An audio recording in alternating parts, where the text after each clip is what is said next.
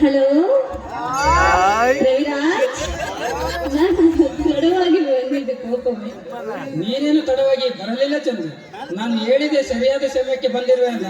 ಅಷ್ಟಕ್ಕೂ ನನ್ನ ಪ್ರಿಯತಮ ಮೇಲೆ ಏಕೆ ಕೋಪಿಸಿಕೊಳ್ಳಲು?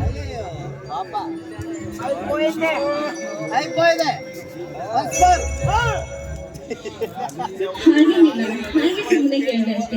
ಈ ನಿಮ್ಮ ಮನಸ್ಸು ಎಂತಹ ಮೃದುವಾದ ಮನಸ್ಸು. ನಿಜವಾಗಲು ಎರಡೇ ದಿನ ನಾವಿಬ್ಬರು ಈ ರೀತಿ ಒಂದಾಗಿರುವುದು ಈ ದಿನ ಎಂತಹ ಸುದಿನ. ಈ ಸುದಿನಕ್ಕೋಸ್ಕರ ನಾನು ಕಾಯುತ್ತಿದ್ದೆ ಚಂದು. ನೀನು ನನ್ನವಳಾಗಬೇಕೆಂದು ಸಾವಿರಾರು ಕನಸು ಕಟ್ಟಿ ಬದುಕುತ್ತಿರುವ ಜೀವಿಗೆ ನೀನು ಸತಿಯಾಗಿ ಬರುತ್ತೀಯ ತಾನೆ? ಏಕೆ ಅನುಮಾನವಿಲ್ಲ.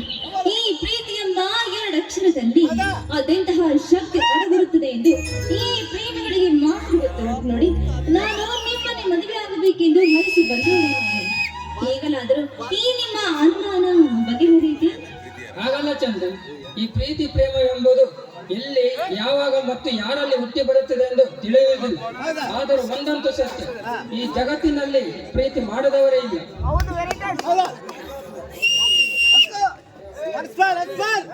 ಹೌದು ಬ್ರಹ್ಮರಾಜ್, ಮೊದಲು ಕಣ್ಣಿನಿಂದ ಆರಂಭವಾಗಿ ಮನಸ್ಸಿನಲ್ಲಿ ಅಡಗಿ ಮಾತುಗಳಿಂದ ಹೊರಬರುವುದೇ ಪ್ರೇಮ.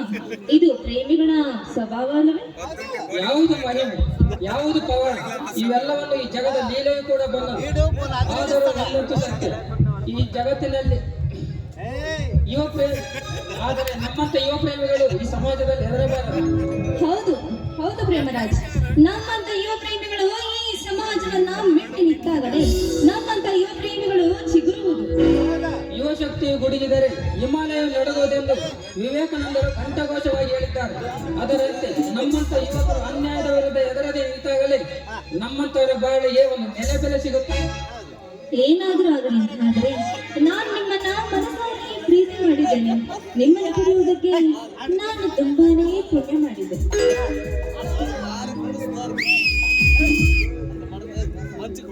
ಭಾಗ್ಯ ನಿರ್ಭಾಗ್ಯದ ಪ್ರಶ್ನೆ ಈ ಪ್ರೀತಿ ಪ್ರೇಮದಲ್ಲಿ ಬರೋದಿಲ್ಲ ಚಂದು. ಹನಿ ಹನಿ ಸೇರಿದರೆ ಹಳ್ಳ, ತೆನೆ ತೆನೆ ಸೇರಿದರೆ ಕೊಳ್ಳ.